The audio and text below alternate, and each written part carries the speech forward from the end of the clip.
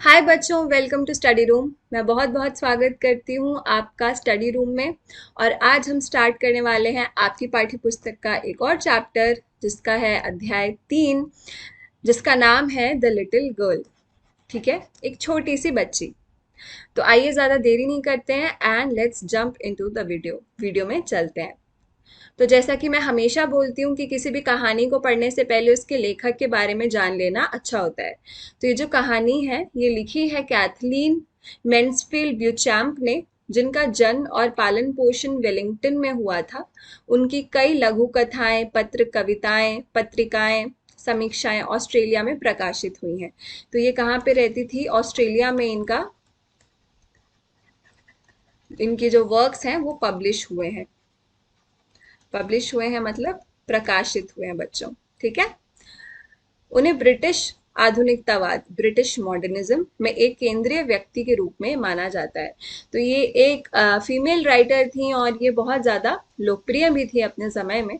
तो आइए अब हम कहानी में चलते हैं। तो कहानी की विषय वस्तु बताती हूँ मैं सबसे पहले। कोई भी, हम जब भी कोई कविता पढ़ते हैं या फिर हम भी कोई चैप्टर पढ़ते हैं, तो सबसे पहले हमें क्या जान लेना जरूरी होता है? थीम जान लेना जरूरी होता है। क्या जरूरी होता है जान लेना? विषय वस्तु जान लेना बहुत ज्यादा जरूरी हो जाता है। तो कविता की विषय वस्तु क्या है? अब देखो, मैं कविता कहानी के बारे में आपको थोड़ा बता देती हूँ। तो लिटिल गर्ल कहानी एक छोटी सी बच्ची पे आधारित है, जो बाल माता पिता का रिश्ता है। कहानी में लड़की अपने पिता की दृष्टि से डरती है। तो उसको क्या होता है, जैसे छोटे बच्चे होते हैं वो हमेशा अपने पिता से डरते हैं, पता नहीं क्यों। पिता का जो एक चेहरा होता है वो ऐसा होता है जिससे बचपन में हम सभी अपने पिता से थोड़ा थोड़ा डरते थे। ये बात तो मैं लिखित रूप से कह सकती हूँ। वो उसके प्रति उनके प्यार, चिंता और गर्मजोशी को समझने की कोशिश कर रही होती है। तो वो किस तरीके से अपने अम, पिता का प्यार, उनकी गर्मजोशी, ये सब चीजें समझने की कोशिश करती है। और उसे धीरे धीरे समझ में आता है कि पिता बाहर से कठोर हैं लेकिन अंदर से वो उसको बहुत प्रेम करते हैं, उसको बहुत प्यार करते हैं। तो आइए आगे बढ़ते हैं, स्टार्ट करते हैं कहानी को, एक्सप्लेनेशन की तरफ जाते हैं। To the little girl, he was a figure to be feared and avoided. Every morning before going to work, he came into her room and gave her a casual kiss, to which she responded with, "Goodbye, father." तो जो वो नन्ही सी बच्ची है, वो जो छोटी सी बच्ची है, उसके लिए जो उसके पिता हैं वो किस तरीके से हैं, किस रूप के समान है? He is a figure to be feared. वो डरने योग्य कोई व्यक्ति है जिनसे उसको डर लगता है। फियर्ड का मतलब होता है, फियर का मतलब आपको पता ही होगा। फियर का मतलब होता है बच्चों डरना। इंग्लिश में लिख दिया मैंने, इट इज डरना। ठीक है। फियर का मतलब होता है, तो वो he was a figure to be feared. वो एक ऐसे व्यक्तित्व थे जिनसे वो डरती थी, एंड अवॉइडेड, जिनको वो जिनके पास जाना वो पसंद नहीं करती थी, जिनसे कि वो बचा करती थी।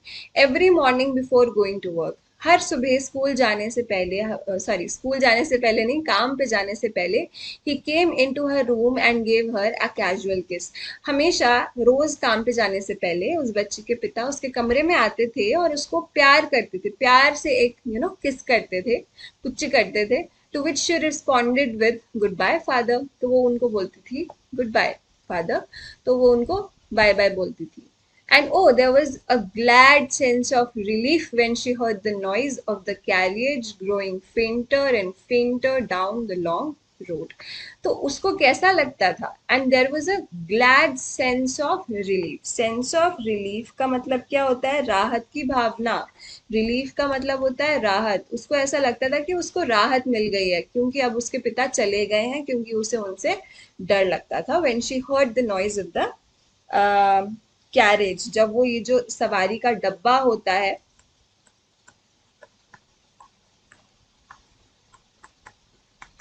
उसकी जब आवाज दूर जाते हुए सुनती थी। फेंटर का मतलब कम होते जाना, आवाज कम होते जाना। तो जब उसके कानों से आवाज दूर दूर दूर पहुंच रही होती थी, तो उसको राहत की सांस मिलती थी, क्योंकि उसको वास्तव में अपने पिता से थोड़ा सा डर लगता था। तो बच्चे क्या होते हैं ना, जब स्टार्टिंग में जब बच्चे किसी से डरते हैं तो उनके सामने थोड़ा सकुचाते हैं, थोड़ा सा बात करने से झिझकते हैं। तो जब वो लोग चले जाते हैं या कमरे में नहीं होते हैं वो लोग, तो उनको लगता है कि नहीं, अब हम ढंग से बात कर सकते हैं। तो वो छोटी बच्ची को भी अपने पिता के सामने हिचकिचाहट होती थी, क्योंकि वो उनसे डरती थी, जाहिर सी बात है, इसीलिए उसको ऐसा महसूस होता था। In the evening when he came home, she stood near the staircase and heard his loud voice in the hall, "Bring my tea into the drawing room. Hasn't the paper come yet? Mother, go and see if my paper is out there and bring me my slippers." तो evening में, शाम के समय जब वो घर आते थे, she stood near the staircase, तो वो कहाँ खड़ी हो जाती थी? सीढ़ियों के पास खड़ी हो जाती थी। सीढ़ियों के पास कौन खड़ी हो जाती थी? लिटिल गर्ल, छोटी बच्ची खड़ी हो जाती थी। And heard his loud voice, और सुनती थी उनकी तेज आवाज को हॉल में खड़े होके। Bring my tea into the drawing room, मेरी चाय ड्राइंग रूम में ले आइए। Hasn't the paper come yet, क्या अखबार नहीं आया है? Mother, go and see if my paper's out there, माँ आप जाइए और आप देखिए कि मेरा जो अखबार है वो शायद आ गया होगा। And bring me my slippers, और मेरे चप्पल भी लेकर आ जाना। तो वो ऐसे करके बात कर रहे हैं, अपनी वाइफ से बात कर रहे हैं कि देखो मेरी चाय यहीं पे ले आओ, और देखो मेरा अखबार आया है नहीं, मतलब नॉर्मल सी चीजें। तो ये जो डेली की जो घटनाएं हैं, ये जो डेली दिनचर्या का जो पार्ट होता था अपने फादर की लाइफ का, वो दूर से ऑब्जर्व करती थी लड़की, दूर से देखती थी उनको, क्योंकि पास जाने से उनके वो डरती थी। Kezia, mother would call to her, "If you're a good girl, you can come down and take off father's boots." Slowly, the girl would slip down the stairs, more slowly, still across the hall, and push open the drawing room door.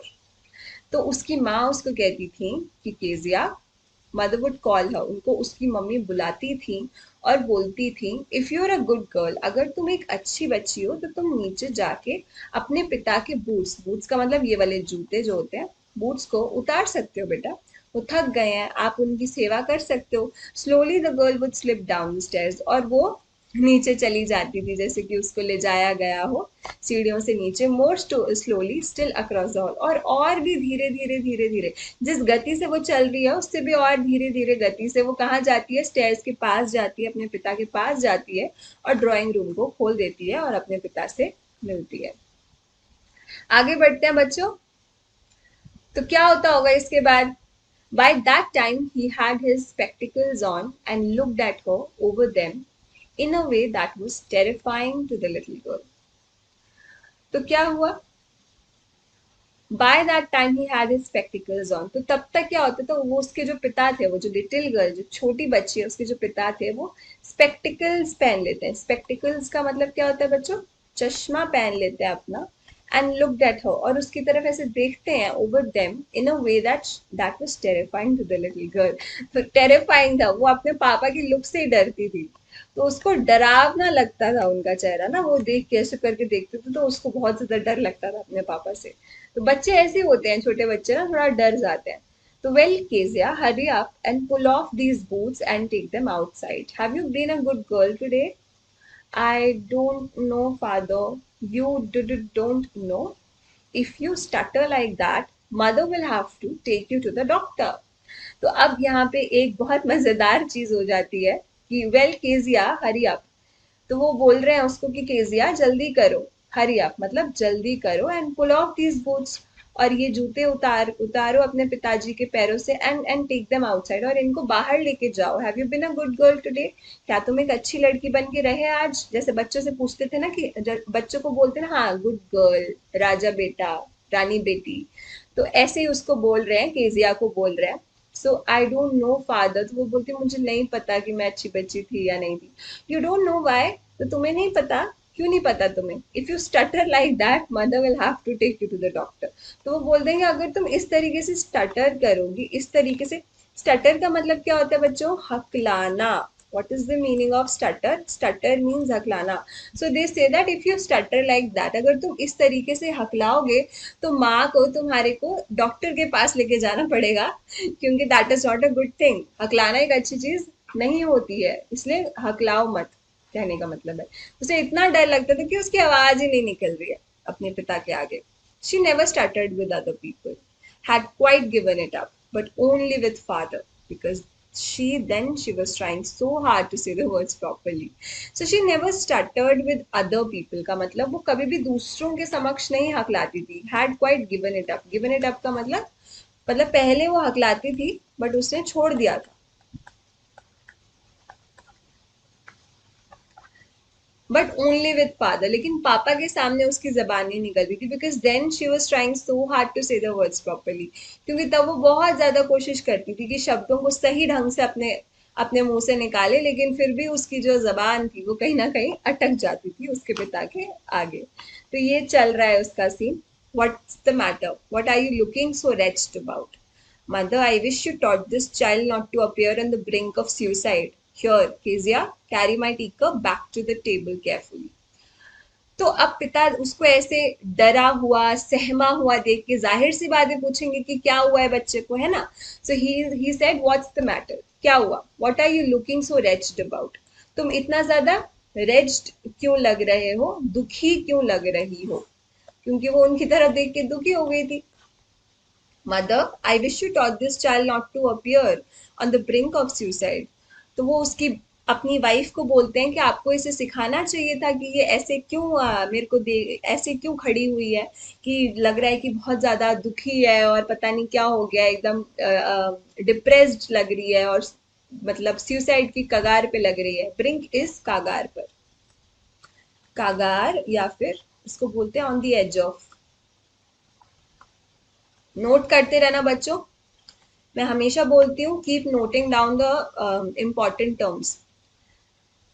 तो वो कहते हैं उसके पिता उसको कि तुम ऐसे परेशान मत हो. तो here Kezia carry my teacup back to the table carefully. और वो बोलते हैं कि तुम मेरा ये जो टीकअप है केजिया, इसको वापस ध्यान पूर्वक ले जाके वापस इसे रख दो जहाँ पे इसकी जगह है. तो वो उसको एक काम सौंप देते हैं बेसिकली केजिया को, और उसको बोलते हैं अब तुम यहाँ से जाओ. He was so big, his hands and his neck, especially his mouth when he yawned. Thinking about him alone was like thinking about a giant. So this little girl, ये जो छोटी बच्ची है, वो अपने पिता को देख के ये सोचती है कि कितने बड़े हैं. He is so big. And that is what she felt. His hands and his neck, especially his mouth when he yawned. तो उस उनके जो हाथ है, उनका जो मुंह है ना, और जब वो यौन मतलब जब वो उबासी लेते हैं, यौन का मतलब होता है उबासी लेना. जब उसके पिता उबासी लेते हैं और इन सब चीजें ये सब चीजें अपने पिता को करते हुए देख के she was thinking about A giant. वो एक जाइंट मतलब विशाल काय जीव की बात के बारे में सोच रही थी. उसे लगता है कि उसके पिता कितने विशाल काय जीव है. ठीक है, तो she was kind of wondering, वो सोच रही है ऐसे ऐसे. तो आते हैं महत्वपूर्ण शब्दों पे. अभी तक हमने क्या क्या पढ़ लिया है? A figure to be feared, I think मैंने बता दिया इसके बारे में. आदमी जिससे कि लोग डरते हैं. स्लिप डाउन का मतलब होता है बच्चों चुपचाप और अनिच्छा से नीचे जाना. जब वो नीचे जाती है ना, तो उसको मन नहीं कर रहा नीचे जाने का, लेकिन उसको जबरदस्ती जाना पड़ रहा है क्योंकि उसकी मम्मी ने उसको बोला है कि चलो नीचे चलो, पिताजी आ गए हैं, उनके बूट्स निकाल दो. तो उसको जाना पड़ रहा है. तो शी इज स्कैर्ड, वो डरी हुई है. स्टटर का मतलब है हकलाना. गिवन इट अप का मतलब है कि बंद कर देना, है ना, या फिर छोड़ देना किसी काम को. अगर कोई खराब आदत थी, जैसे कि फॉर एग्जाम्पल वो बोलते हैं ना, have you given up smoking? क्या तुमने धूम्रपान करना छोड़ दिया? तो you use this term given it up. Okay, आगे बढ़ते हैं दोस्तों. रेचर्ड का मतलब होता है दुखी, ये भी बता दिया था. बस अब आगे बढ़ते हैं विद द एक्सप्लेनेशन. आगे चलते हैं चैप्टर में. तो ऑन संडे आफ्टरनून, संडे की दोपहरी में मतलब छुट्टी के दिन, रविवार को आफ्टरनून में दोपहर के time, grandmother sent her down to the drawing room to have a nice talk with father and mother. Sunday afternoon के दिन जो ग्रैंड माँ, जो दादी माँ थी बच्ची की, उस छोटी बच्ची की, वो उसे भेजती थी नीचे ड्राइंग रूम में अपने माता पिता के साथ बैठकर अच्छे से बात करने के लिए. नाइस टॉक का मतलब to have a chit chat, बात बात करने के लिए, क्योंकि बच्चे क्या करते हैं, अपने मामा पापा से इंटरेक्शन नहीं होता है, बच्चे अलग हो जाते हैं, पेरेंट्स अलग रहते हैं, तो उन्होंने बोला कि चलो जाओ अपने मामा पापा से भी बात करो. But the little girl always found mother reading and father stretched out on the sofa, his handkerchief on his face, his feet on one of the best cushions, sleeping soundly and snoring. But क्या हुआ फिर, what happened after that, the little girl always found mother reading. तो वो जो छोटी बच्ची थी उसको अपनी मम्मी हमेशा ना रीड करते हुए दिखती थी, वो कुछ ना कुछ पढ़ रही होती थी. And father stretched out on the sofa, और जो उसके पापा थे वो हमेशा थोड़ा सा लेट के, मतलब स्ट्रेच्ड आउट का मतलब होता है आरामदायक स्थिति में बैठे हुए होते थे सोफे के ऊपर. And his handkerchief on his face, और उनका रुमाल उनके फेस पे होता था, उनके चेहरे पे होता था.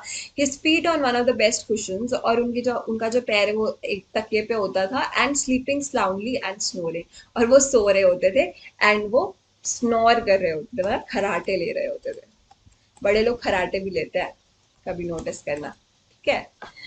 सो उनके सामने कुछ मत बोलना, बट करते हैं sometimes, older people snore. So she sat on a stool, gravely watched him until he woke and stretched and asked the time, then looked at her. Don't stare, Sokezia. You look like a little brown owl. So he said कि वो अब उनको ऐसे देख रही है, तिरछी तिरछी निगाहों से घूर रही है एक तरीके से. तो she sat on a stool, वो क्या करती है, वो बैठ जाती है. कहाँ बैठ जाती है, एक सोफे पे स्टूल पे बैठ जाती है. Gravely watched him until he woke and stretched. तो वो उनको ना ऐसे ग्रेवली, मतलब ब्लैंकली, गंभीरता से. ग्रेवली का मतलब होता है गंभीरता से. वॉच्ड हिम, देखने लगती है. Until he woke and stretch, जब तक वो उठ नहीं जाते.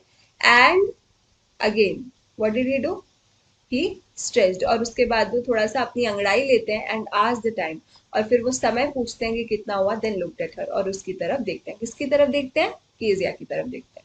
डोंट स्टेयर सो केजिया, ऐसे तो मत देखो Kezia. You look like a little brown owl, तुम तो एक उल्लू के समान लग रही हो, छोटी सी ब्राउन कलर के उल्लू के जैसी लग रही हो तुम, ऐसे देखते हो, वैसे मत देखा करो.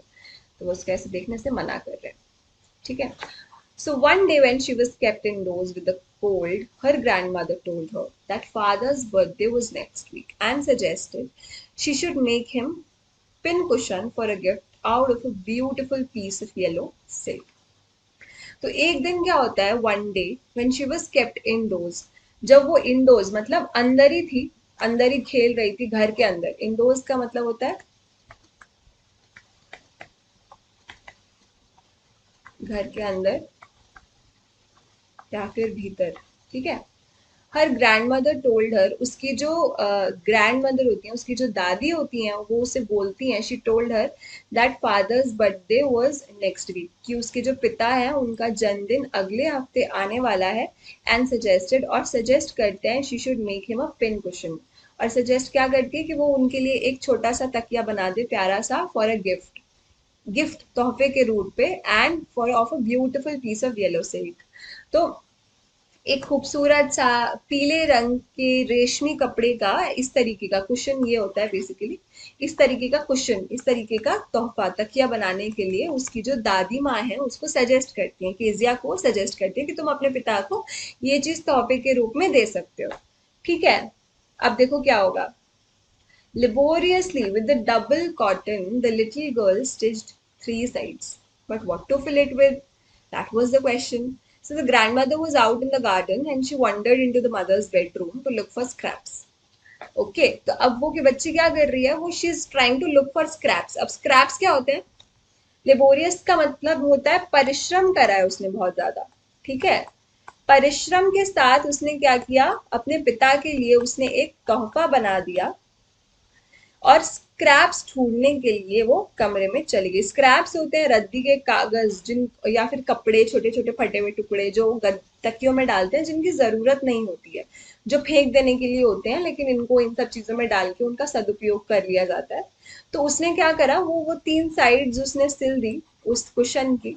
लेकिन अब वो उसे भरे किस चीज से, तो यही ढूंढने के लिए, वो स्क्रैप्स ढूंढने के लिए अपने मम्मी के बेडरूम में चली जाती है, जहां पे उसके मम्मी पापा रात को सोया करते थे, या उनके कमरे में वो चली जाती है. अब देखो क्या होता है. On the bed table, she discovered a great many sheets of fine paper, gathered them up, tore them into tiny pieces, and stuffed her case, then sewed up the fourth side. अब वो क्या करती है कि bed table पे वो discover करती है, मतलब वो पाती है, डिस्कवर करने का मतलब क्या होता है बच्चों? उसको पता चलता है, ठीक है, कि बहुत सारे पेजेस रखे हुए हैं बिस्तर के ऊपर, ऐसे एक के ऊपर एक, शीट्स ऑफ फाइन पेपर, कागज की शीट, ठीक है। गैदर्ड देम अप, उनको वो इकट्ठा कर लेती हैं, तोड़ देम इनटू टाइनी पीसेस, और उसको फाड़ देती हैं छोटे छोटे पीसेस में, एंड स्टफ्ड हर पीस, और भर देती है। स्टफ का करने का मतलब क्या होता है? भर देना किसी चीज के अंदर ना,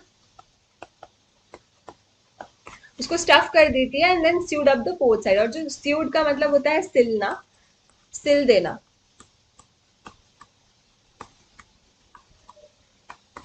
सिल देती है वो। कौन सी साइड को सिल देती है? फोर्थ साइड को भी वो सिल देती है। और उसके बाद वो कहती है कि चलो हो गया, अब उसका जो गिफ्ट है वो तैयार हो गया।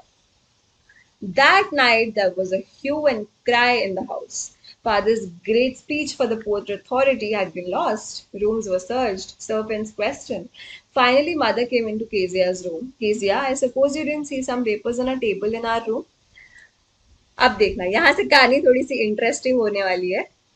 तो उस रात क्या हुआ, घर में कोलाहल मच गया। ह्यू एंड क्राई का मतलब होता है बच्चों कोलाहल मच जाना। अरे ये क्या हो गया? हाँ, ह्यू एंड क्राई का मतलब क्या होता है? कोलाहल। तो एक कोलाहल मच जाता है घर के अंदर। Father's great speech for the port authority had been lost. उसके पिता की जो स्पीच थी, जो उनको भाषण देना था पोर्ट अथॉरिटी में। पोर्ट अथॉरिटी बच्चों क्या होता है? बंदरगाह प्राधिकरण को हम पोर्ट अथॉरिटी बोलते हैं। किसको बोलते हैं पोर्ट अथॉरिटी? बंदरगाह,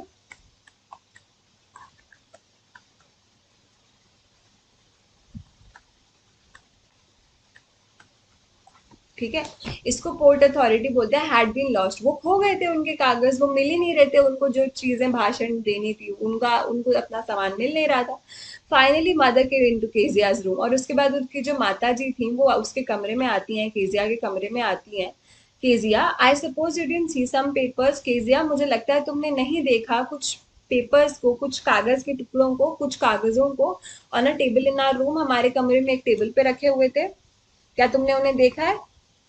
Oh yes, she said. उसने कहा, हाँ जी माँ. I tore them up for my surprise. What? Screamed mother. Come straight down to the dining room this instant.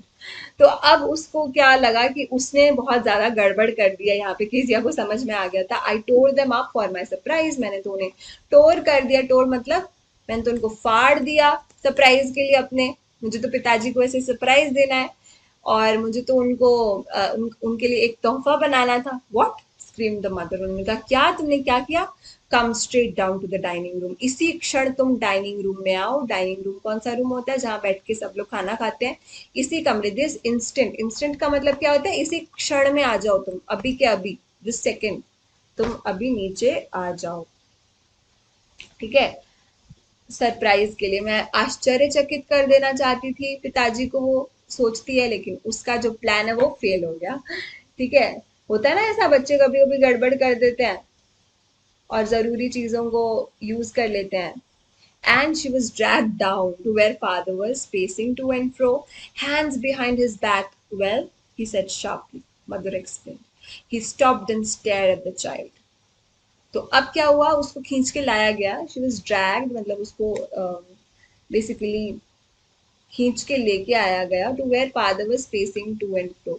तो इस तरीके से टू एंड फ्रो चलने को, ये जैसे टॉमी चल रहा है ना हमारा दोस्त यहाँ पे, तो इसी तरीके से उसके पिताजी चल रहे थे, टू एंड फ्रो, आगे पीछे, ठीक है। हैंड्स बिहाइंड हिज बैक, उनके हाथ जो थे उनके पीठ पे थे।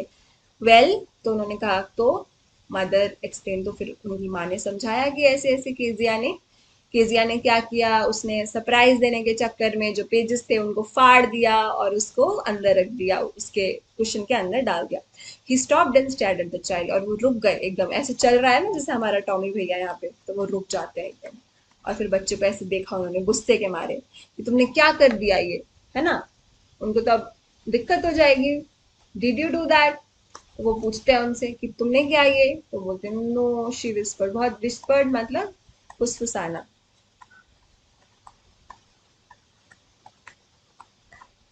तो वो फुसफुसाते हुए बोलती है नो मैंने नहीं किया। Mother go up to her room and fetch down the damned thing, see that the child put to bed this instant. तो बोलते हैं अब क्या बोले उस बच्चे को, वो बोलते हैं मदर, तो वो बोलते हैं कि केजिया की माँ, आप जाइए and fetch down the damn thing, और इस बच्चे को यहाँ से ले जाओ। फेच डाउन, इसको मतलब फेच का मतलब अम, इसको लेकर जाओ यहाँ से, ठीक है। डैम्ड थिंग, डैम का मतलब इस बेकार चीज को लेके जाओ, जैसे गुस्से में नहीं बोलते गॉड डैम इट, तो ऐसे करके वो बोलते हैं कि इस शापित चीज को यहाँ से ले जाओ। See that the child put to bed, और देखिए कि ये अभी इसी क्षण सो जाए और इसी क्षण ये बेड पे हो अपने, और ये ज्यादा शैतानी ना करे। तो उन्होंने बोला इसको सुला दो अब, गुस्सा आ रहा है मुझे इससे, है ना। So, crying too much to explain, she lay in the shadowed room, watching the evening light make a sad little pattern on the floor. Then father came into the room with a ruler in his hands. I'm going to beat you for this, he said. Oh, no, no, she screamed, hiding under the bedclothes. तो क्या होता है उसके बाद, उसके जो पिता हैं उसके कमरे में आ जाते हैं और उसके बाद उसको कहते हैं कि सिट अप, बैठ के उठ खड़े हो जाओ तुम। ही ऑर्डर्ड, वो उसको ऑर्डर करते हैं। And hold out your hands, और अपने हाथों को ऐसे करके दिखाओ मुझे। Hold out your hands. You must be taught once and for all, तुम्हें एक ही बारे में मैं सिखा दूंगा, not to touch what does not belong to you, कि तुम्हें उस चीज को टच नहीं करना चाहिए, उस चीज को छूना नहीं चाहिए, that does not belong to you. तो वो बोलते हैं कि ऐसी चीजों को तुम्हें टच नहीं करना चाहिए जो तुम्हारी नहीं है। बिलोंग टू यू मतलब जो तुम्हारा ना हो।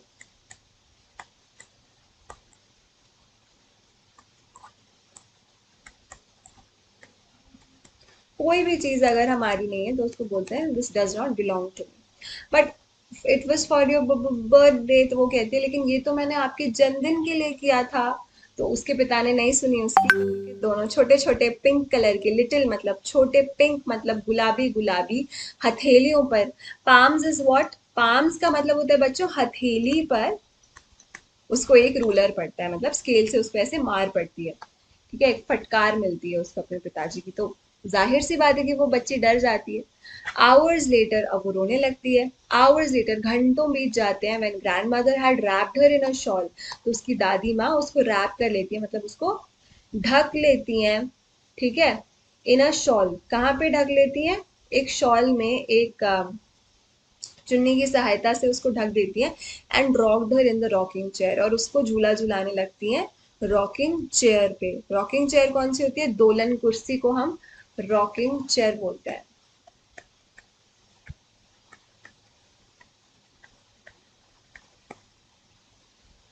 The child clung to her soft body, तो जो बच्ची थी वो चिपक जाती है अपनी दादी माँ के शरीर से। What did God make fathers for, तो वो पूछती है भगवान ने पिताजी को किस लिए बनाया होता है, क्यों होते हैं पिता लोग, क्यों बनाते हैं भगवान जी पिता को। शी सॉब, तो उसने रोते रोते कहा, रोते रोते उसने ऐसे करके रोते रोते कहा, हियर्स अ क्लीन हैंकी, ये लो एक एक हैंकी लो, एक रुमाल लो डाले। वो कहती है बाबू कोई बात नहीं, हो जाता है ऐसा, कोई बात नहीं, ब्लो योर नोज, और अपना रोना धोना बंद करो और यहाँ आओ मेरे पास, क्या कि उसकी दादी उसको प्यार से अपने पास बुला लेती है। अब आगे देखते हैं क्या होता है। गो टू स्लीप पेट, सो जाओ मेरी जान, सो जाओ बच्चा, you will forget all about it in the morning. I tried to explain to father but he was too upset to listen, but the child never forgot. Next time she saw him, she quickly put both hands behind her back and the red color flew into her cheeks. तो जो छोटी बच्ची थी वो कभी भूल नहीं पाई कि उसके पिता ने उसको मारा था। So I try to explain to father, तो उसकी दादी उसको बोल रही है कि मैंने बहुत कोशिश करी कि तुम्हारे फादर को मैं समझाऊं, पर ही वॉज टू अपसेट, तो वो बहुत ज्यादा दुखी थे, अपसेट थे कि वो मेरी बात सुनते। अपसेट थे मतलब दुखी थे या फिर परेशान थे, इसीलिए उन्होंने मेरी आज कोई भी बात नहीं सुनी। टू नाइट का मतलब आज रात उन्होंने कोई भी मेरी बात नहीं सुनी, but the child never forgot. लेकिन जो बच्चे होते हैं वो थोड़ा मार वार पड़ते तो भूल नहीं पाते। Next time she saw him, तो जब नेक्स्ट टाइम अगली बार जब उसने अपने पिता को देखा तो उसने अपने दोनों हाथे से पीछे कर लिए कि नहीं मुझे नहीं मरना, मुझे मुझे मत मारना। And a red colour flew into her cheeks, और उसके जो गाल थे वो ना लाल हो गए शर्म से। तो ये हो रहा था उसके साथ. The McDonald's live next door. They had 5 children. Looking through a gap in the fence, the little girl saw them playing tag in the evening. तो मैकडोनल्ड्स मतलब उनके पड़ोसी थे, उनका नाम था, जैसे यहाँ नहीं होते शर्माज, भाटियाज, ऐसे वहाँ पे फॉरेन कंट्रीज में देवर Macdonalds who live next door, वो उनके घर के बगल वाले घर में रहते थे, मतलब उनके पड़ोसी थे. दे हैव 5 चिल्ड्रन, उनके 5 बच्चे थे. Looking through a gap in the fence, और उन्होंने एक गैप से देखा, एक छेद टाइप की जगह से. फेंस, फेंस क्या होता है बच्चों? घेरा. जो घेरा लगाते हैं ना दो घरों के बीच में, वो दीवार टाइप की जो होती है उसको फेंस बोलते हैं, इसको घेरा समझ लो आप. The little girl saw them playing tag in the evening. तो जो छोटी बच्ची थी उन्होंने इनको देखा, इन बच्चों को देखा, तो क्या खेल रहे थे? टैग खेल रहे थे, मतलब पकड़म पकड़ाई खेल रहे थे. ये इसको बोलते हैं पकड़म पकड़ाई का गेम.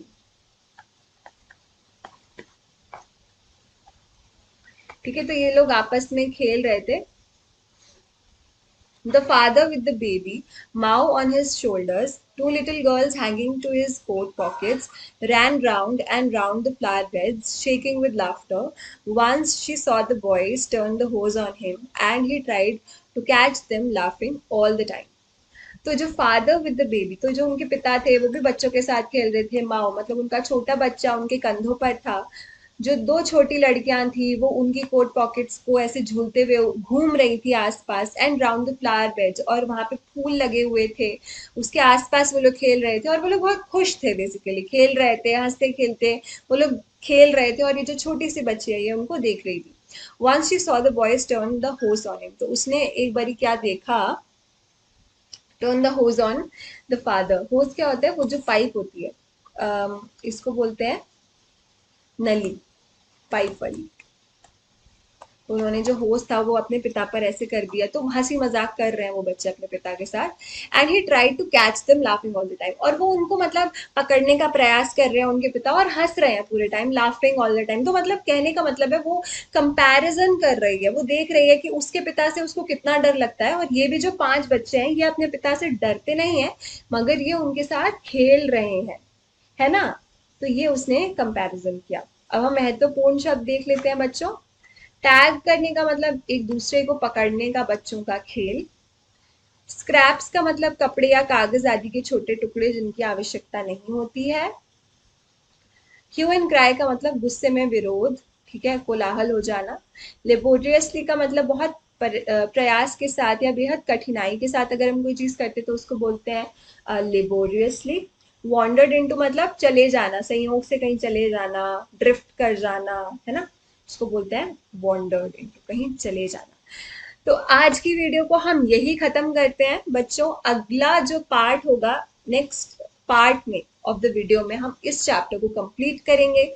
अगर कोई वर्ड्स हैं, अगर कोई ऐसा सेंटेंस है जो आपको समझ में नहीं आता है, मैं हमेशा बोलती हूँ एनसीईआरटी की रीडिंग लगाना. उसके बाद अगर आपको समझ में नहीं आता तो वीडियो को पॉज करना, पीछे जाना और देखना. And I am pretty sure कि आप लोगों को सब कुछ समझ में आ जाएगा. अगली वीडियो तक हंसते रहिए, पढ़ते रहिए, एंड बाय बाय.